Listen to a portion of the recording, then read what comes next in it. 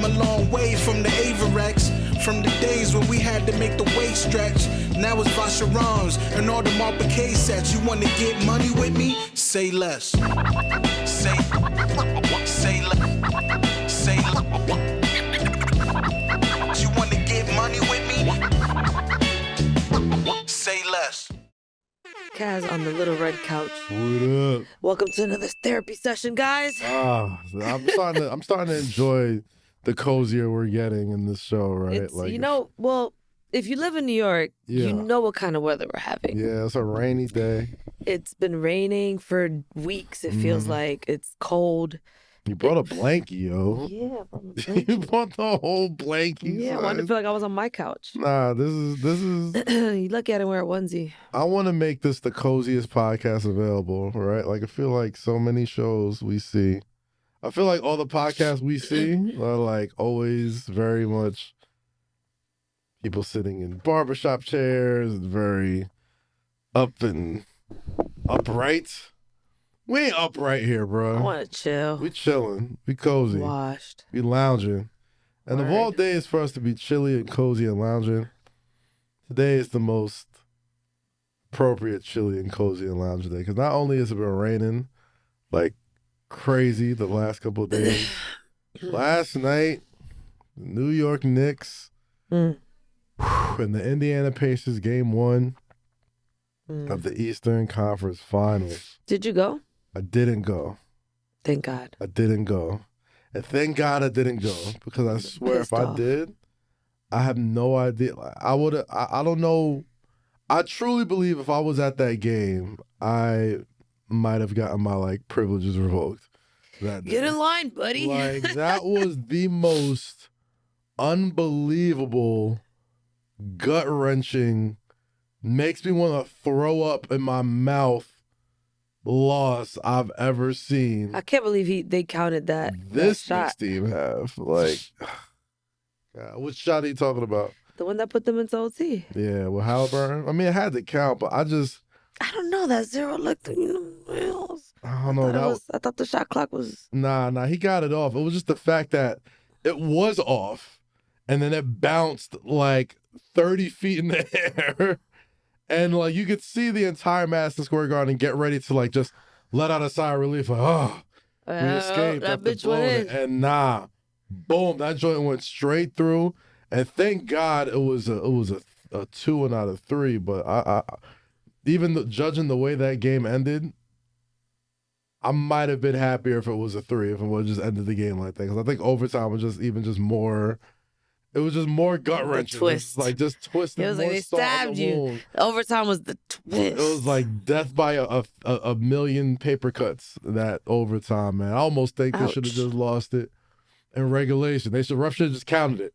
They should have just employed the "it looks cool" rule. So we're gonna count it. That the NBA refs tend to use when they feel like it makes sense. Well, I was hyped for overtime. I was hyped for a Knicks fan, man. You don't understand. I was dog. The way they was playing, bro, you would have thought the confidence I had with 2 minutes left in that game, 3 minutes left in that game. I'm already making finals plans. I'm like, all right, if the finals starts here, I got to make sure I'm in time for this thing, and then if it's June, and then that's what happens. Y'all do too much. Just chill. I'm already they're 5 games. I'm like 5 games max. It's over.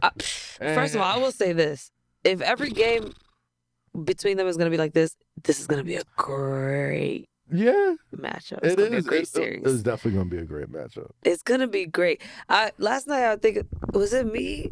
I forgot who I was talking to. And I was like, yo, they're almost like the same team in parallel universes. Yeah, right? It's like for every bucket they make 2. They make, it was just back and, it was good. It was a great game. That's what hurts the most about it. It was a great game. It was a great game to watch. It was just bucket after bucket, people just making incredible shots. Not a lick of defense being played. It's just bucket for bucket. And who doesn't like watching that? It's yo, this is lit.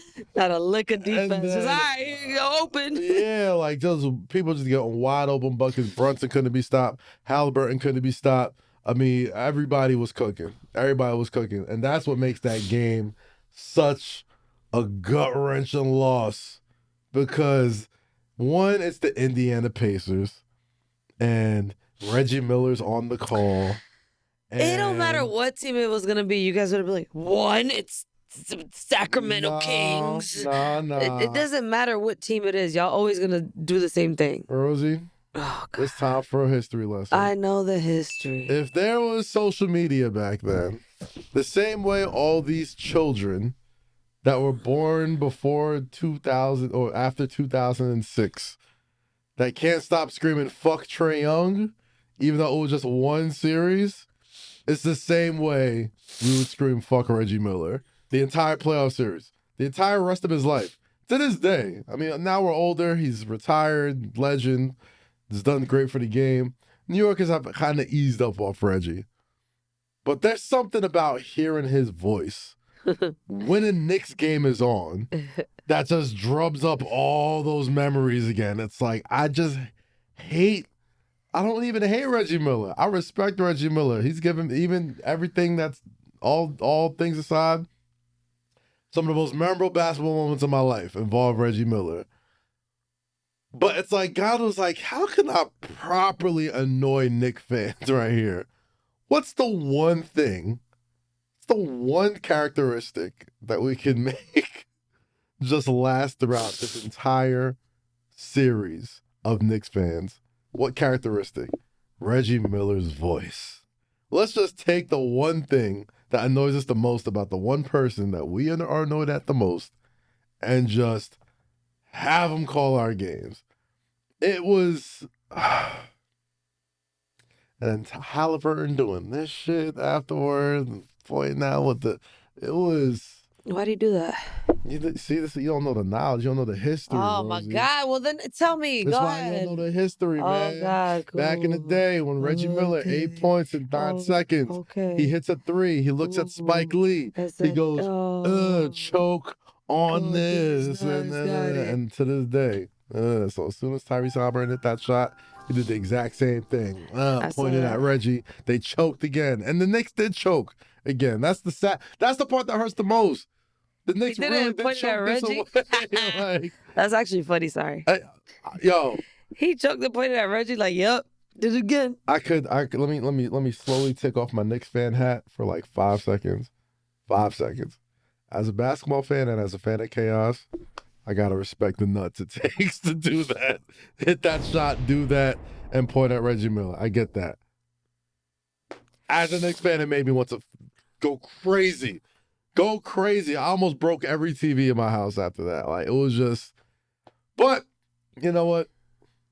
The only thing I could be happy about is it was game 1. It was the first game. If it was game 5 or something, or game 6, at home, you're right. That's tough. And listen, that's tough. I'm not rooting against the Knicks. I just think that's a bad sign. It is a bad sign. I can't sugarcoat it. I could not sugarcoat it. You know me. I'm an optimistic Knicks fan. Imagine when they get to Indiana. But the Knicks play well on the road. I give them that. Like they went into Detroit, bust their ass, walked them out. You know what I mean? They went into Boston, took 2 in 2 incredible ways. So it's like, all right. It's bad, but it's like they've proven in this playoff series, like they could go into hostile territory and get a dub and send everybody home unhappy. They've done it the entire playoffs. Just like the Pacers did to us, the Knicks can clearly do that to them. But damn, that did not feel good. I'm like, this must be at Boston. Let me do that. MSG is crazy. Oh, God. And you know when you do it at MSG, it's always more hyped up. You're instantly a legend. Aaron Neesmith or whatever his name is, he'll never have to pay for a slice of pizza in Indianapolis for the rest of his life. Never again. Oh, my God. He balled out. He did. But you know what? It's a long series. We both think it's going to be a long series. What's your prediction, Rosy? Let me get your hot first and foremost, shout out Obi Toppin. I know that felt good to him. Oh, gosh. I know that felt Obi's good. our guy, man. I can't. We love Obi. We love Obi. I was so happy for him. It's like all the Knicks homies is doing their thing in the rest of the playoffs. Look, they got a point to prove. Obi's out there in Indy. Yeah, Julius you want to trade me? Here we go. You know what I mean? Isaiah Hartenstein, Oklahoma. Like all the Knicks homies are doing well. So it's like, look, I'm glad you balling Obi, but damn that hurt. I know it felt good though. Had to. Like had to feel good to win on your old court. Come on. Come on, man. My hot take. What's the prediction? How do you think this series is gonna go, Rosie, after that game? Damn. Need your intense sports analysis. I only got up to game 5. Game 5? You think it's going 5 games? No. I think it's gonna go more than that. Okay. I think they're gonna go back to back. I think the Knicks will win probably the next one. Okay. I think the Pacers are gonna win one at home and lose one at home. I think so too. And then I think it's gonna go to like 6 or 7. I still think It might go 7. I still think it goes 6 games. 7, I can't handle a game 7 in Madison. That don't Square matter Garden. what you can handle. I can't handle a game 7. No one's asking what Kazeem can handle. I'm telling you the way that they're balling against each other, and no one's like They can't stop letting each up. other. But no one's letting up either. Yeah. No one's like. I will say one funny ass moment in the game last night. When Thibodeau put in, who the fuck did he put in? Well, man, Right? Darrell Wright, yeah. Hold on. We see the whole bar. We seen him come up, about to take his off. Everyone's like, who the fuck is this? And he had mad layers on too, like. Yo, New Yorkers are ruthless. Everyone in like unit. Who the fuck is this? Yo, No, we don't need him. Put him back. See. He spent what, 2 seconds in the game? Yo, but they needed him 2 seconds, man. Had to give my man Brunson some rest. He got too many fouls in that first. That was another thing. Brunson gotta stop fouling, bro. Yo, He got why 5 fouls in the he joint. walks on five fouls? What? Yeah. How? Because if he got 5 fouls, then I'm gonna just keep going at you until you try to foul me and get you out the game. We know they need you on the court. So it's just Olay all day long. It's just like, all right, I just gotta let you Can score. you explain to me this whole foul thing that Boston was doing? All It right. was like a thing Hack a Mitch. that everyone was talking about, and I didn't understand. It's what we call unethical hoops, Rosie. It's unethical. Okay, cool. I like unethical shit. See, this is why, yo, not cool, not cool. You're not a pure hooper, Rosie. Unethical hoops is Okay. frowned upon. All right, street hoops. So hack a Mitch, right? It's basically you could get your team into the bonus, right? The bonus is when Because they kept doing it to Robinson, I think. right. It's when you get more than 16 fouls in the quarter. After the 16th foul, you get a free throw every single time, right?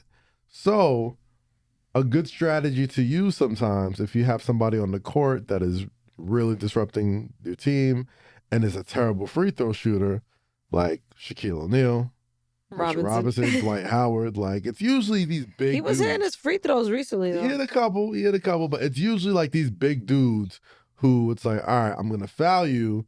I know you're going to miss one or both of these.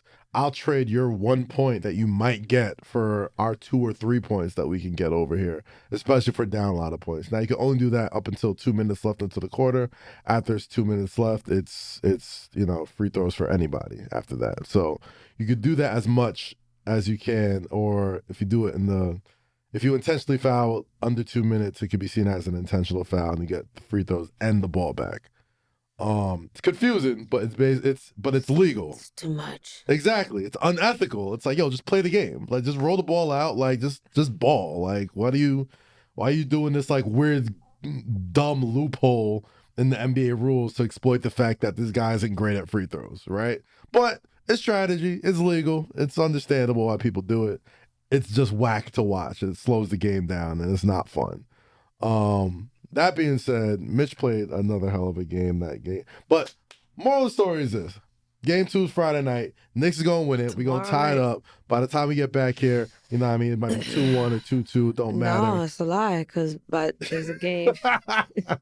Damn, it's a lie? It's a lie. Let me tell you why. Oh, God. Because they play Friday, they play Sunday. Mm-hmm. Then I think they play again, Tuesday or Wednesday? I think it had to be Sunday or Tuesday, I want to say. Sunday they play. Yeah, they play Sunday, so it's Tuesday. Yeah. So Tuesday. Yeah. We'll be back Thursday. And they play again Thursday night, probably. If necessary. If Indiana wins the next 3 or 4. Take your delusional hat off. What delusion? Oh, you think the Knicks could lose? That's what I'm saying. That's why I said if necessary. Like if they lose Friday, which I don't think they will, and they go to Indiana up 2-0, that's a tough thing to come back from. That could definitely happen. I don't think it'll happen, but that could definitely happen. With damn, this team. Jalen Brunson about to lose his light skin hat. Because, all right, so when the Pacers and, and the Knicks were lined up together, I was like, oh, it's light skin beef. It is light skin beef. Is hella light skin beef right and now. they're both very light skin. That's what I'm saying. But yeah. Brunson wore the cap for such a long time that I'm like, this baby Jason Tatum is coming. Nah, you know what? That's what he looks like. He looks like Tatum's little brother. Brunson kind of hides his light skinness a little bit better than Tyrese Halliburton. Like Tyrese Halliburton. No, he's the blueprint of a light skinned man. Who, Halliburton? Yeah. Yeah, 1000%. Yeah, like his haircut. Yeah, his down to the actions, laugh. everything. All his mannerisms are very light skinned. Extremely light skinned. Brunson got a little more umph to him. He does. He, like Brunson. If you didn't hear him talk or like watch those old videos when he's singing like Drake into the camera phone and stuff like that, you'd be like, oh, all right, he's brown skinned. There's a difference between being brown skinned and light skinned. Yeah, light no skinned shit. is the code. You know what I mean? But Brunson's light skinned. He has some light skin tendencies. A little bit. Not as much as Halliburton though. Nah. No. Anyway. So the light skin war might More come than to just an going end. to the finals, guys. You gotta retain the honor of being Captain Light Skin of the NBA. Captain Light Skin. Somebody gotta take it from Steph. One of these days. One of these days. No, last night was a sad night in New York. It was, man. Kid Cudi took the stand this morning. Yo. That's hilarious. Can we talk about that? Can we talk about his fit? Yo, and the Lucy. Rosy, I don't know. Shout out my boy, a good friend of the show, Kevin Clancy. He's at Barstool Sports. He does these great sort of recaps of, current events and stuff like that. So for show purposes, to spare y'all of the very long, very lengthy testimonial Kid Cudi gave today, I'm gonna just play what Kevin said, and then we're gonna react to it. Kev, roll it. And in the Diddy trial, where he explained that Diddy cut a hole in his car and threw a molotov cocktail in it and described Diddy as a Marvel supervillain. Now, if you're not familiar with this love triangle, Cassie, of course, is the victim at the center of this, who she was abused, but also engaged in the freak-offs with Diddy over the course of their relationship. At one point, she fell in love with Kid Cudi, and this sent Diddy into a jealous rage. Now, as soon as Cassie filed her lawsuit, there was always talk about how Kid Cudi's car was blown up directly after Diddy found out that the two were together. So, he took the stand today and finally gave the details of everything that happened between him and Diddy. Now, here's the transcript from the court proceedings today as per this guy Matthew Russell from Inner City Press, where he basically explains the entire relationship dynamic between the three of them. Specifically, that once Diddy found out about Kid Cudi and Cassie being together, that Cassie became very scared, she was depressed, and Kid Cudi was doing everything he could to keep her calm and safe. Now, right here is where there's talk about Diddy breaking into Kid Cudi's home and waiting for him to arrive. According to Kid Cudi, he said that Diddy broke into his house. He said that the security cameras had been turned off, and that when he got inside the home, that gifts were open, and that his dog had been locked up in the bathroom. He said after this incident that his dog, his demeanor completely changed and that he was jittery all the time. Now, after the break-in incident, Kid Cudi said that he was looking for Diddy because he wanted to fight him. Now, at this point, everything spiraled out of control. We're off the gifts rails. were open? He says that he breaks up with Cassie, and then he gets a phone call from his dog sitter saying that his car was on fire. He showed 6 different pictures in court that depicted that they cut a hole in the roof of his Porsche and threw a Molotov cocktail through it. They asked, what was your response when you saw that your car had been blown up? And Kid Cudi said, quote, what the fuck? Kid Cudi then went on to detail an incident where he and Diddy met up at the Soho House, where he described Diddy standing there like a Marvel supervillain, and when Kid Cudi asked him about his car being blown up, he said, I don't know what you're talking about, and walked away. After the initial meeting in the Soho House, a few years later, they met up again, where Diddy said, I'm sorry for all that bullshit. Later, during the cross-examination from Diddy's lawyer, Brian Steele, he made Kid Cudi basically admit that he had left his front door open, thereby implying that it wasn't a break-in, nothing was damaged in his house, and that there was no forced entry. He also told Kid Cudi that the DNA found at the scene of the car explosion was that of a female. So I think trying to imply that Diddy never broke in the house and that maybe he wasn't the one who blew up Kid Cudi's car. In the end, Kid Cudi testified that he broke up with Cassie because the drama had spiraled too far out of control and that he was fearful for his safety and her safety. And then Diddy's lawyers, upon the cross-examination, tried to paint the picture that Cassie was just playing Kid Cudi the same way that he played Diddy. So another eventful day in the Diddy case. Yeah, so... What the fuck? Insane, right? So, how long, Rosie, you're around enough people to know. How long have you heard about this Kid Cudi story? Because I feel like it's been like I heard about it when it happened. it's been like an urban legend around like New York for a long time. Yeah, I like, heard about it when it happened, but Mhm. the thing is, nobody thought that Diddy didn't do it. Right. Like, we knew Diddy did that. We're like, damn, Diddy wild. Yeah, right. Like, that was people's kind of like response to it. Nobody questioned whether he did that or not. I didn't know he broke into his house and opened gifts I didn't hear and about sat that there. either. That's new. That seems like new information. What mafia do you belong to? Oh, he said he was standing there like a Marvel supervillain in Soho House, which, Bro, bruh, what the fuck? listening to this stuff all come out about Puff Diddy is allegedly Scarface, dog. doing, You know, alleged. it is fucking insane. It is fucking insane. How much you That's what can I was get trying away to with tell when you. you're rich. Last week when I was like, you see, the whole world thinks Kanye's insane, whatever, because he's Yeah. vocal about it. I was like, the whole time, the real crazy motherfucker that we should be making memes and talking shit about was Diddy. Let me tell you He's something. actually nuts. Rosie, it's like, I thought I was busy. I thought I had I fit a lot into a day. What? Where's This this man going? said can't stop, won't stop for so long. I thought I told you that we won't stop. Like, he don't sleep. How much? Diddy how had much an does album he- called No Way Out. All right, so let's. He meant that shit. Let's He meant that shit. No way out. let's break down what we're trying to piece together. What might be a typical Puffy day, given the last couple weeks. The man, on the surface, runs a clothing line, liquor brand, record label, artist himself, manages a couple people, all that stuff. On top of that, he has parties that are for everybody, that all Hollywood goes to, all the music people go to. We all know people. At one point, Puffy was the king of the party. Like, he was the party man. Underneath the surface of all these parties are the freak-offs, where he's having sex with Cassie and hookers for days on end.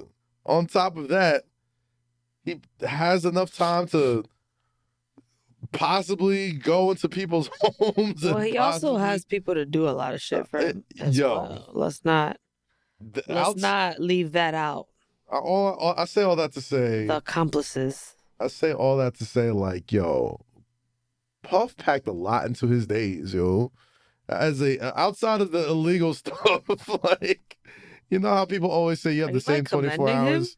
Remember people say you have the same 24 hours in a day as Beyonce? Do you got a Diddy 24 hours? This is why that phrase never made sense to me. You It's got like, 24 hours I like don't have Diddy? the same 24 hours as that. You know, like, Diddy got 26. do you somehow. understand? Like, when you're that rich, you could buy a few extra hours. Like, his 48 is like 24 to some people. That's like that. Anytime I see that Instagram caption, you have the same 24 hours in a day as Beyonce. I'm like, brother. No, we don't. We do Beyonce not. has chefs, personal trainers, nannies, Yeah. home attendants, probably like house cleaners. I don't fucking everything. Yeah, Beyonce bro. just gotta wake up. Yeah. I mean, I'm not doubting that they don't have to work really hard to do this type of stuff. Well, they did at one point. But Lord, like, what? Back to the Cudi stuff, man. Like, I wonder what else he said. how Did you read the comments? it kind of makes me want to. Which comments? When they were talking about his outfit. The outfit he wore today. Yeah. I didn't read the comments. Oh but my God. I'm Cudi did walk in there looking like James Dean cool. Like, he had the cigarette with the jeans. Yo, you and have stuff. to listen. Comments are everything. Not gonna lie, kind of a saucy move, by the way. Like, Look. kind of a saucy move. So Cudi walked in with what? Like a biker, leather biker jacket, some jeans, smoking a Lucy. He looked like Fonzie. He did look like Fonzie. He looked stressed, but They were like cigarette and a grease outfit. Oh, he about to sing. yeah, yep. The sing in the biker jacket. He about to tell it all. Yo, the journalist said, I love the fit. It's not too serious. Wow. Yo. Wow. Rosy, so By Glasses the way, he's smoking Malone. that cigarette. Oh my God. Glasses Malone last night got on Twitter and was like, let's see if Cudi keeps it hip hop. Right? What does that mean? What does that mean, Rosie? What does that mean? If he don't snitch? If he don't tell, that's hip hop? That, like, what did he mean by that?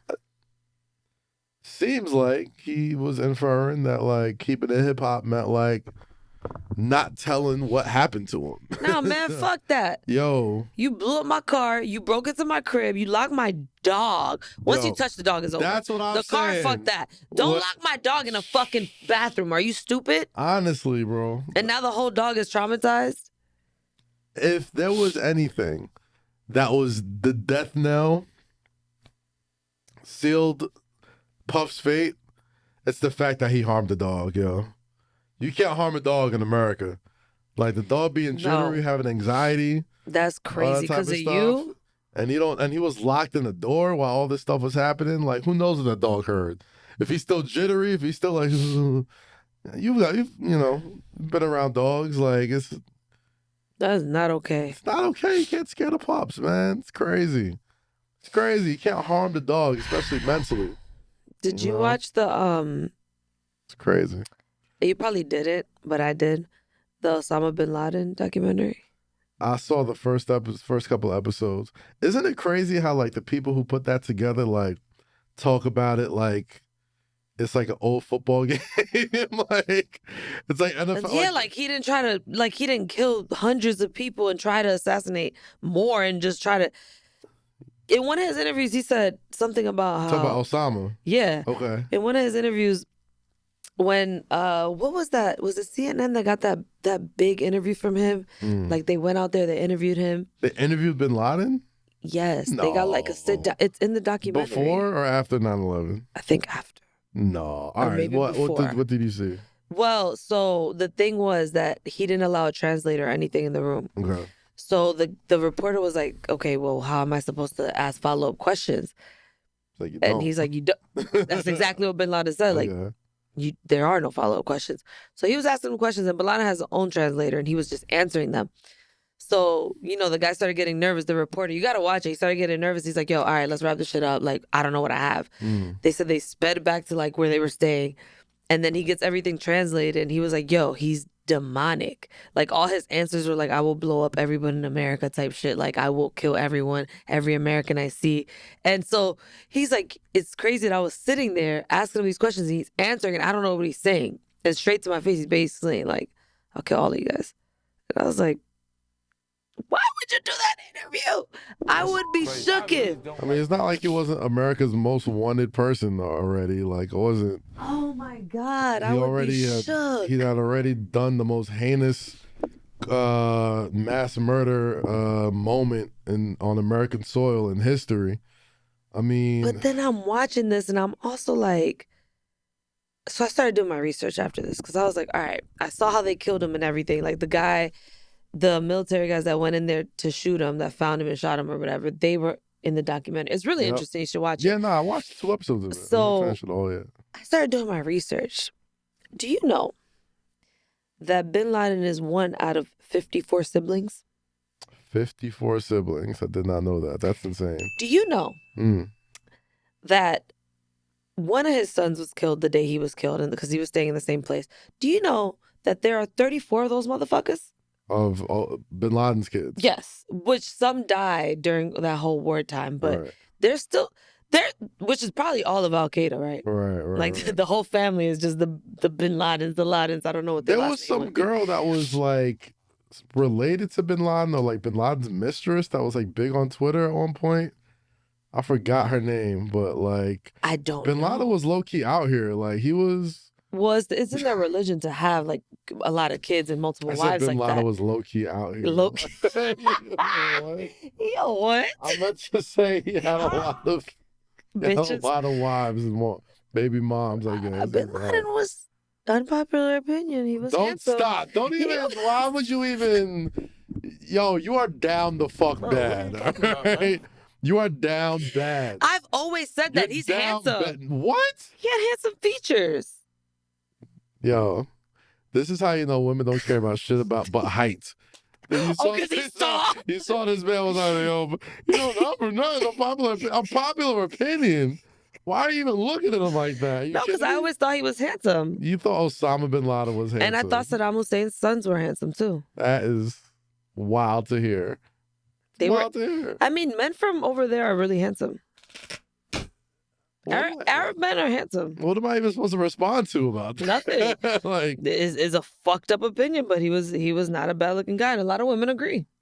So you would date bin Laden? No, fuck no. Wait, hold on. Like, all right, so let's put it like this. But I'll date Habib in the corner store that look like him. Okay, but say like this, right? Not just a person who looks like him. It's him.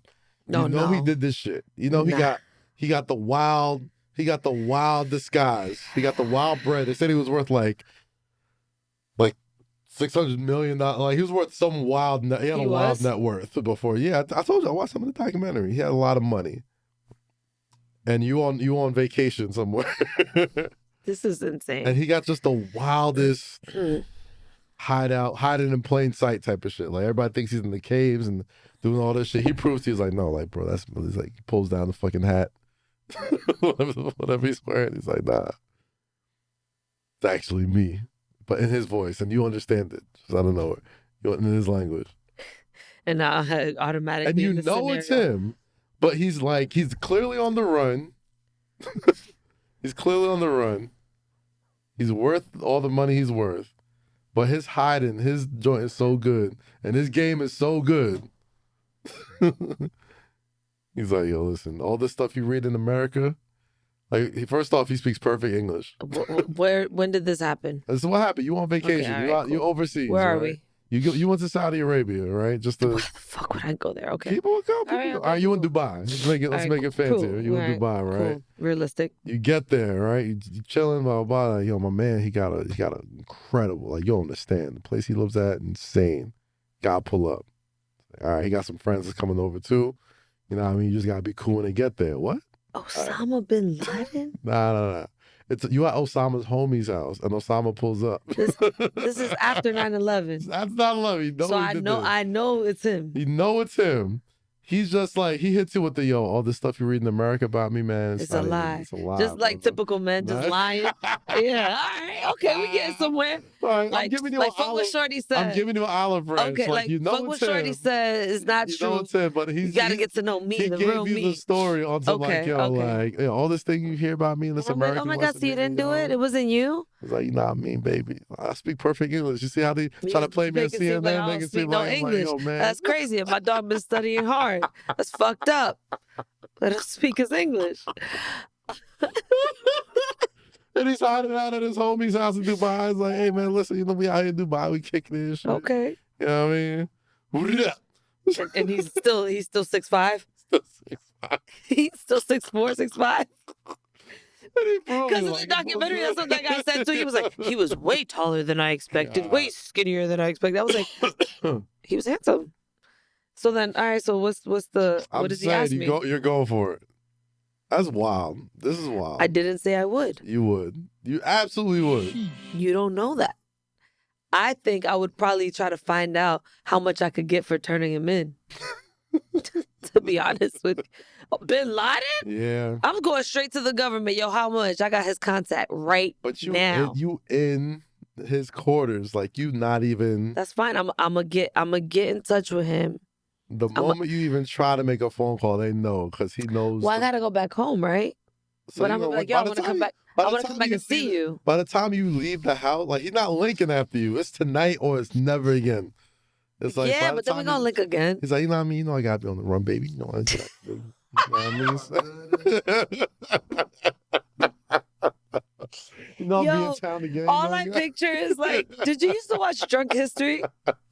Yeah. On Comedy Central. This is what I'm picturing, the cartoon version of like with your voice, like Osama in a cartoon version. Like, come on, baby, it's tonight or whatever. You don't want to try? Look, come on. This is how easy it is to fool women. Osama bin Laden can walk into the club like, nah, you know what they talking. He's like, what? You said 6'5"? He said, how much in 6 months? Yeah, you know America be tripping. Nah, yeah. Not even tripping. I ain't believe her no I way. believe in no way. Government politicians are liars. Nice to you fly the plane. And you would have been dead, right? So that wasn't you. It could have been anybody. What you hooping overseas now? That's crazy. Wow, yo. All he gotta do is something. All he gotta do is be like, I'm playing now. For All common sense for women go out the window I'm once they hooping hear overseas. height and net worth. It's like, oh, he's actually kind of handsome. Fuck out of here. First of all, I didn't know he was worth any of that. I just knew he was a fucking terrorist, but I thought he was handsome. You think terrorism's cheap? You think he just getting bombs I for thought the he was low building scheme? them. I thought he was just at home, like, if I put this to this, nah, perfect. son, that shit costs bread.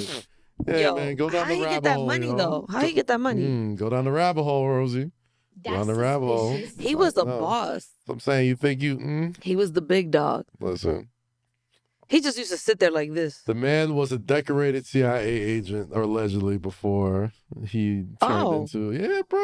You think all this is by accident? All this stuff is he had American trained. Like he was American trained. Like he's. So why he didn't speak English? You didn't watch the doc. I did. You had to watch it again. Why he didn't speak English? Well, no, because the documentary starts from 9/11. It doesn't start with like the history of why it happened. Yeah, man. That's the part they don't want us to know. Let me tell you something. The man was worth a lot of money, and like anything. Did you see the house they found him in this world?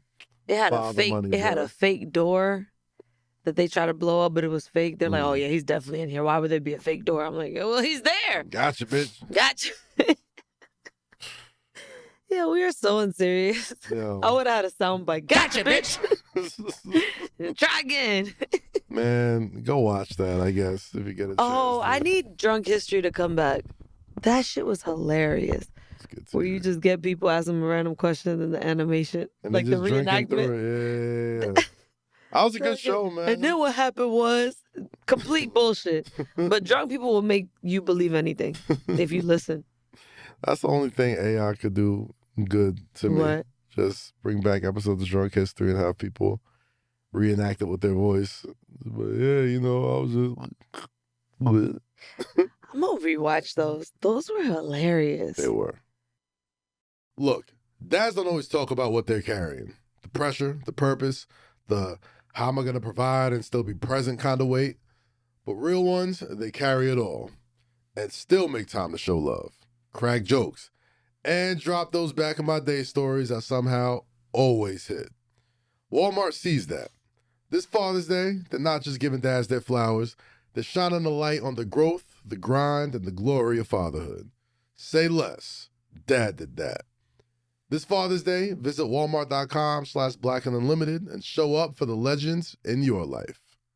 Life doesn't slow down. New cities, new fam, new challenges.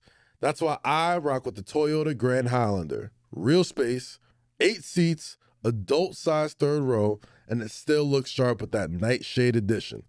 Gas hybrid or that hybrid max, power's there. All-wheel drive, you're good to go no matter what the road throws at you. The Grand Highlander moves with you. Hit up toyota.com/Grand Highlander. Toyota, let's go places. Let's redo it. Let's redo it with not history though, something else. Drunk rap history. Like what's happening right now with our homeboy Joey Badass. Let's go, Joey. Let's go, Joey. New York. East Coast bias in the house, baby. Yeah, you had a great 2 years, LA. We gave you everything, LA. If the Knicks can't win, at least Joey can. Relax. My bad. Relax, yo. My bad. Nah, man. Shout out Joey Badass. Keeping the spirit of hip hop alive and well. Lots of friendly competition between himself, Daylight, Reason. Gosh. What Reason got to do with it? No, it was in there. He was talking about TD East and saying, trying to come at Joey, saying he had no hits, and then Joey went back at him and basically was like, Sheesh. "Yo, we're waiting for you to come out, Kendrick." Like, so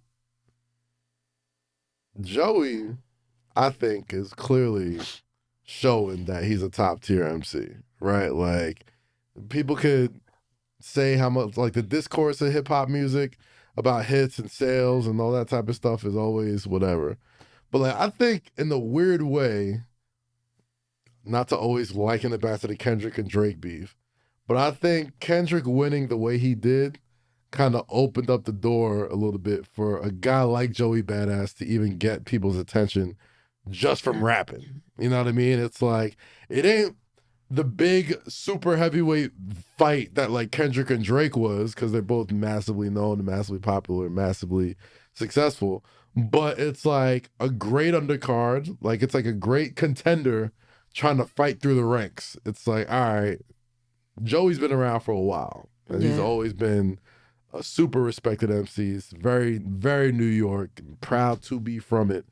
And I think, you know, if you would have asked people back in 2010, 2011,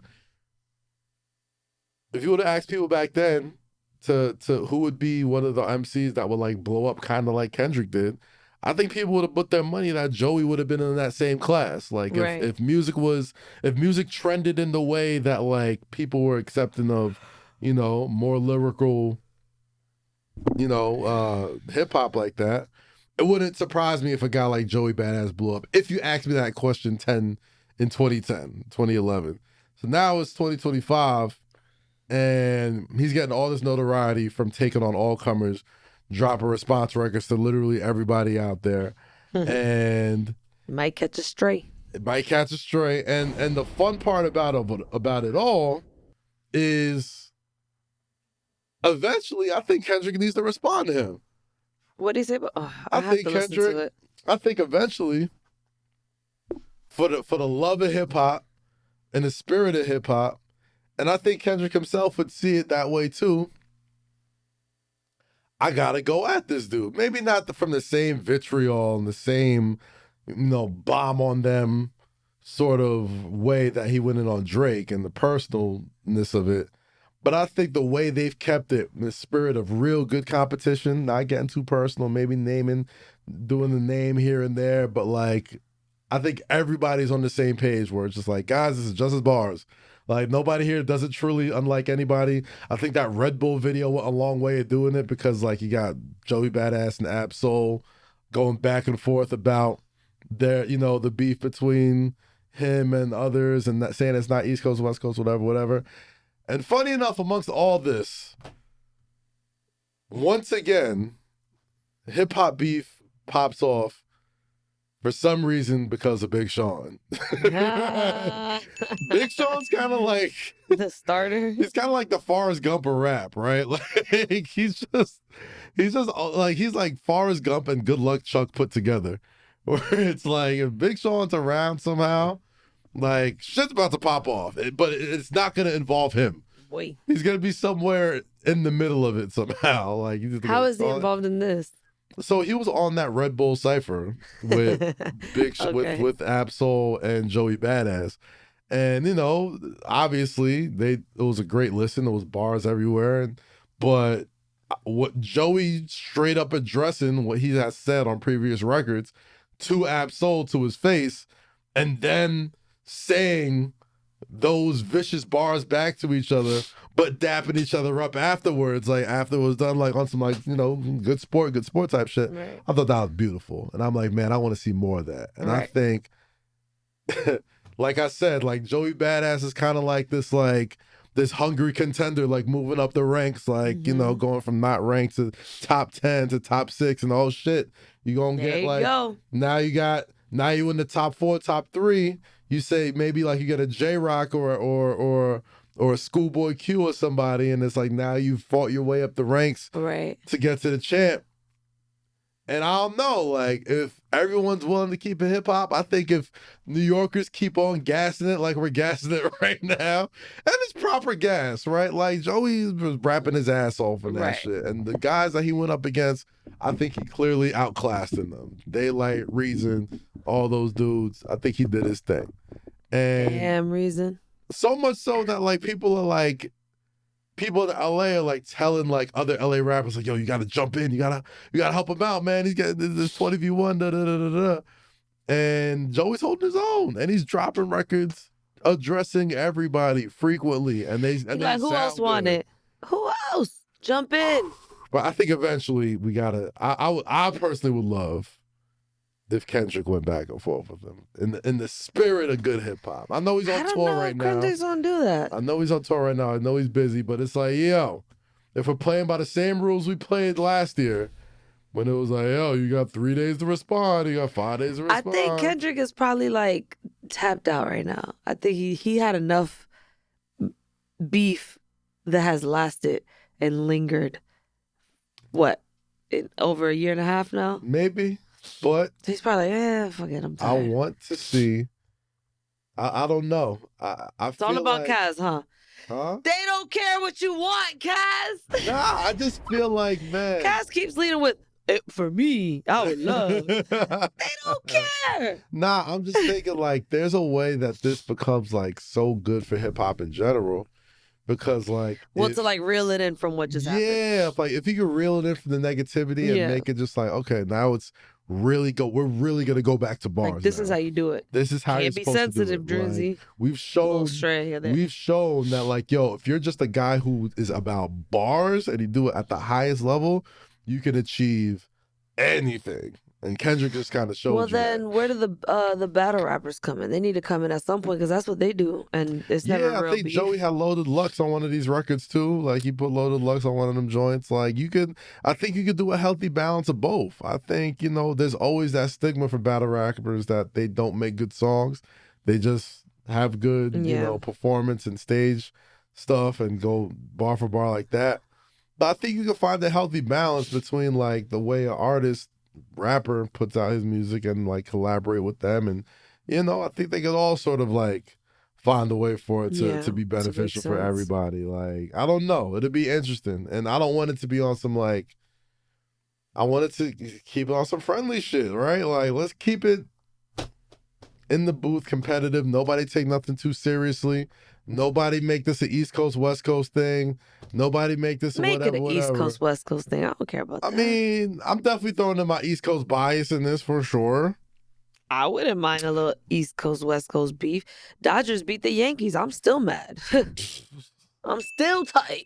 I just wouldn't mind. I would not mind that. If the Knicks make it and they got to play somebody from the West Coast, you're going to be mad all over again. Like, we can't keep doing this. But we're not, though. The only two teams left are Oklahoma City and Minnesota. Still West.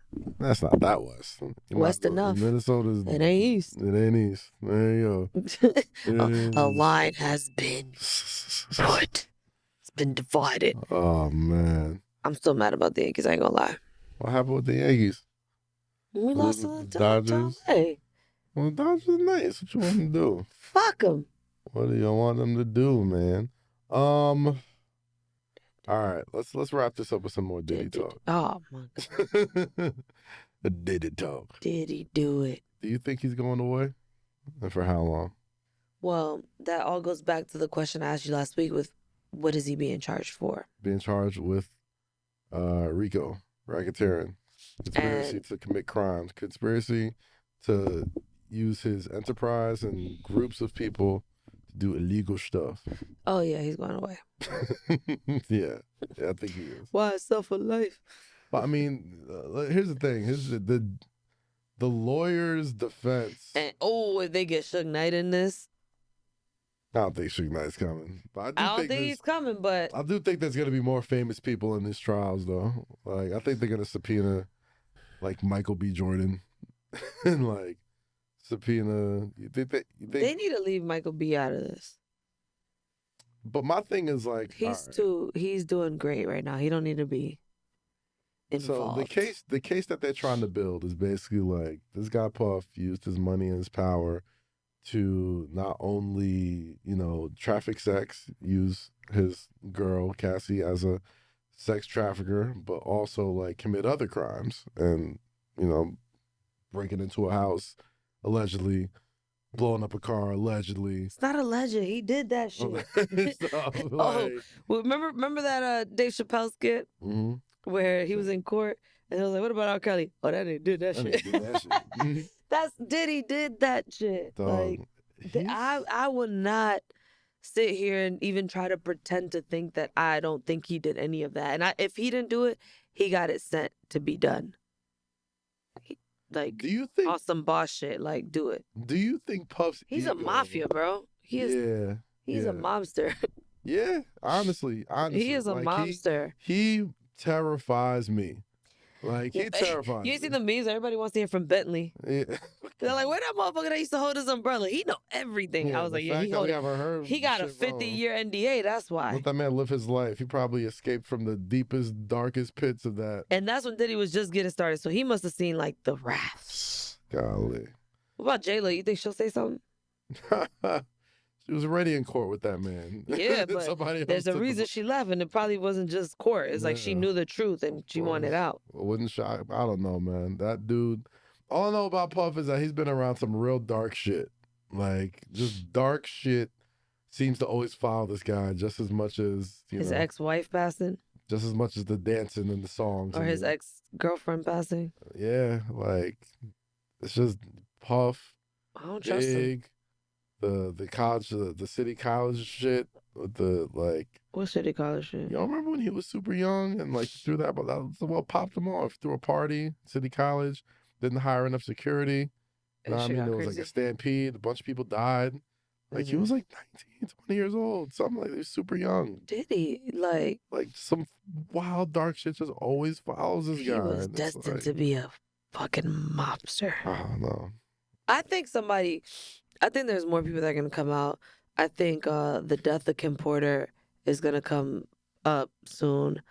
I think as far as the Pac shit is going to come up, because I remember after Suge came home, there was some talks about like that, where it was like, Diddy set that up type shit. If this security guard has to talk, if they subpoena him, oh, it's a wrap. We're getting that Pac story. NDA.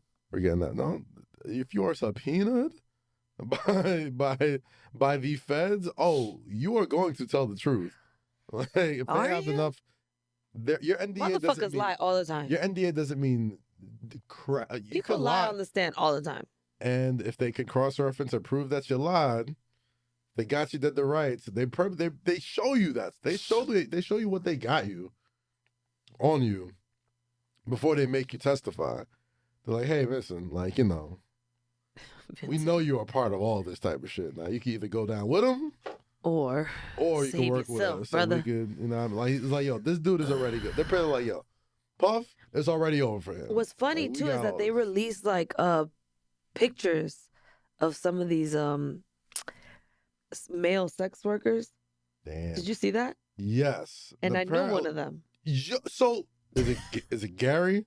No. Okay. All right, this is another one. I don't know the guy's name. I say Gary because like I literally saw maybe 7 people who shared that same was like, yo, this nigga Gary. That everybody knew apparently. Like, I think that's a Miami promoter. Yes, he was a promoter. Yeah, I think that's him because somebody commented like, "Oh, I used to go out with Gary all the time." No, one of the guys the one I knew, damn, he's a trainer. He used to train me. Okay. For years, and he was on it. I was like, that kind of makes big, just handsome, 6'6" fella in shape. I was like, that kind of makes sense. That's crazy. But I saw his picture. I was like, so it was busting Cassie and Puff. I don't know. Maybe he was used for the glaze transfer. The glaze. the transfer of the glaze. Glaze.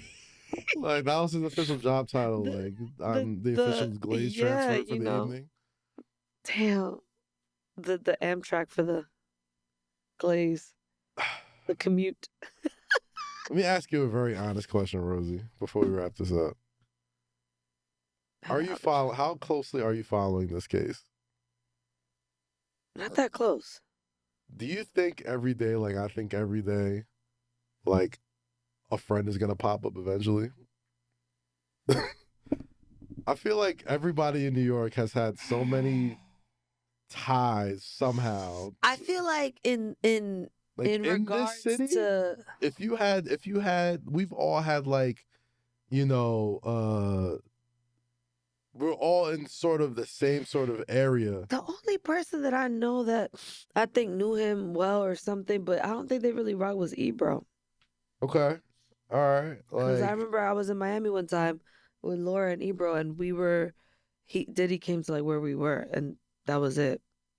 Dog, you gotta understand. But then he left. Like, I don't think Ebro really banged with him, but he, obviously, because of his line of work and shit, they knew each other. Yeah, but it's like, you know. But I can't think of somebody that would, outside of like his sons, because his sons go out a lot, and I'm in nightlife. And not even if you know them like personally, but like I feel like I'm a like they're involved in some shit. Yeah, like I feel like I'm a be listening to that joint one day. I mean, and, maybe Nick.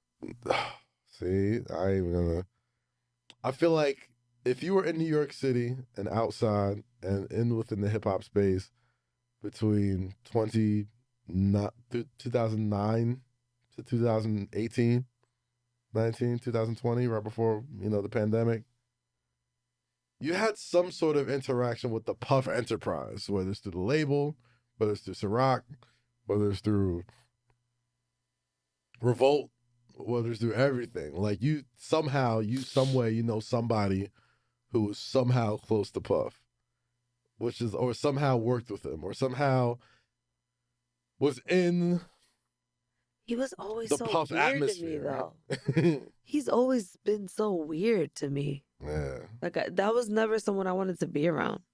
Nah, or but party with him or nothing. I don't know what it was that he was just so like corny and unattractive to me. It's weird though, because like as a child, he was kind of a role model. You thought he was cool till you realized he was running all of them. Till you realized he was like a little dictator, and he was running Mace, running Biggie. Like, maybe Biggie's the only one he couldn't really run, but who knows? Who knows? Who knows? He's probably like the mastermind, like the evil. If you grew up in hip hop and you was somebody who wanted to make it in hip hop, it was like you wanted to be like Puff, you wanted to be like Hove, you wanted to be like Russell Simmons. I wonder what Burna Boy thinks, because he did that album with him. Huh? I wonder what Burna Boy thinks, because he did that album with him. See? I don't know, man. I feel like we're still scratching the surface of this whole trial. I think all of hip hop is gonna get called to the stand at one point. I think it's gonna be like this is gonna be like a YSL meets OJ Simpson trial, where it's gonna cover that much. Like, everyone's tuned in. It's gonna last that long. They're gonna involve that many people, and then years from now, we're gonna have documentaries and shit on it, which is like the Bin Laden documentary. Listen, that was a good documentary. They're breaking that joint down like it's NFL films, like it's John Madden football. The dude who ran the operation said the coldest line I've ever heard when George Bush was like, "I want revenge for this," and Rumsfeld like doesn't really know how to sort of respond, and apparently, the dude who ends up getting the job looks at him and he says, "Sir, if you'll do me the honor, there'll be flies on his eyelids in 2 months." And I said, "Flies on his eyelids?" You probably shouldn't drop bombs to this. I mean, probably not the right time to drop bombs. Drop any other sound. They said if you give me 2 months, not bombs on Bin Laden talk. On his eyeballs. What you got next? Like some flying sounds? Some airplanes? I was like, yo, this thing is cold. Some takeoff? It's foul because it's like, yo, I'm glad to be an American sometimes. Sometimes. Because it's like the only time I'm happy I'm where I'm at for real is during wartime. During wartime, I'm like, hey, listen, if shit really, really, really has to go, I don't know, because once we get to that part of the world, like Saudi Arabia, I'm not. I'm not choosing America. They are. First of all, they're ruthless. The kids are ready. That is true. These little kids wouldn't know what to do. But here's the thing, though. Remember when? Oh, you didn't watch that part when the reporter said he went over there and there was a little kid playing with an AR. This country kills kids, bro. Without. He said origin. The reporter. You didn't get there. He said he was when he first landed, that he pulls up to like his station, right? Yeah. It's like where Obama is. Whatever. Obama. Wow. Osama. Whoa. I'm sorry. Obama oh my God, that was crazy. Mm-hmm. And he said that there was this little kid standing next to him playing with a rifle. And like, you know, they were shooting up in the air or whatever. He's like, that was Bin Laden's kid. I was like, that doesn't shock me that Bin Laden's kid is playing with a rifle at like he better 7. be strapped. Like, better get in the family business, boy. Welcome to the Ladens. God, the Ladens. Why'd you make it sound like an E-News special? Like, welcome to the Lions. Right after Keeping Up with the Kardashians, it's welcome to the Lions. That'd be pretty tight. See how they live, how they learn.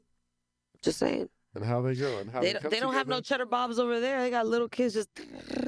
And how they come together as a family. Death to America. No, I'm just kidding. Oh my God. Something like that. Holy. Similar. Ooh, but that's Netflix, baby. That's how they do, y'all. That's how they get you some great entertainment. I thoroughly enjoyed it, guys. If you have maybe 3 hours, 3.5 hours, watch it. It's only 3 episodes. Word up.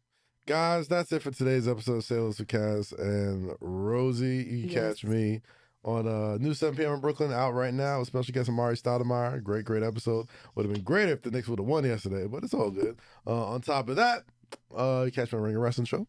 You can catch me here, and you can catch me wherever. Rosie?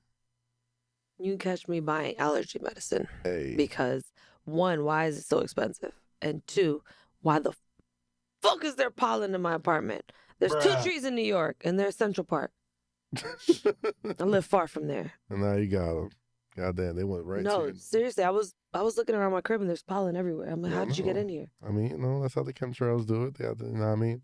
Sprinkle a little new disease in there for us. Spring came and loaded up. Yeah, that's how they get you. They do it in the springtime so they can get this new fresh disease for you guys in the winter. Oh, you think that's what it is? Mm-hmm. I thought spring and winter were just duking it out right now and fighting. Nah, son.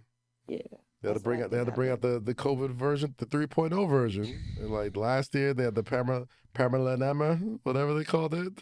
Remember? They had the monkey flu. Remember bears? Remember? It was COVID. They had the monkey flu. They had the Pamela. And nothing has hit. Nothing's been a hit yet. Nothing's been a hit like that first run it COVID. back. Trump is here. He's like, run it back right now. It ain't hit like that first run COVID. So the first run COVID. Listen, I wouldn't mind another pandemic.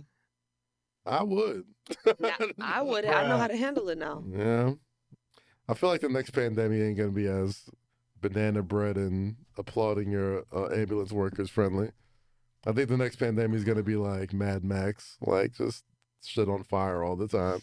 I don't think so. I think the next pandemic will be very entertaining. People know what to do now. People are prepared. Oh, you know what to do about the first pandemic. Think of like, this new COVID we got. Oh yeah, you shit fire when you catch it.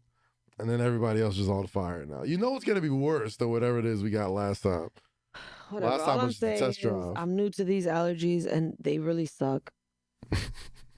Because it's like you feel everything just like right here. You do. Like I can't open my eyes right. So. Well, let's wrap this up, man. Let's wrap this shit up. Make sure you subscribe to our Patreon, patreon.com/sayless. Subscribe to youtube.com/Kazeem, my YouTube page. And you catch us on X, catch us on Spotify, catch us anywhere you stream podcasts. Follow us on TikTok, Instagram, Twitter, X, whatever you call it. TikTok. And the TikTok, man. For Rosie, the boy Kaz, the coziest podcast there is, like we always do at this time. Stay free, stay safe, and always say less. Catch you next time, people. You wanna get money with me? Say less. You know that dad who dances off beat at cookouts but still pulls it off somehow? Or the one who gives life advice at red lights with a burger in one hand and your report card in the other? Yeah, he's a legend. This Father's Day, Walmart is giving that kind of dad his due. The wisdom, the warmth, the weird dad jokes, we're here for all of it. Because dad energy, it's undefeated. Certified legendary. Celebrate your legend this Father's Day at walmart.com/blackandunlimited. The Toyota Grand Highlander's got that grown-up energy. Room for the crew, premium interior, and that sleek nightshade edition, clean.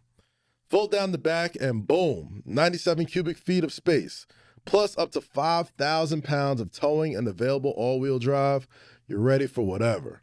It's the SUV that shows up when life gets real. Check it at toyota.com/Grand Highlander. Toyota, let's go places. Thank you, sir.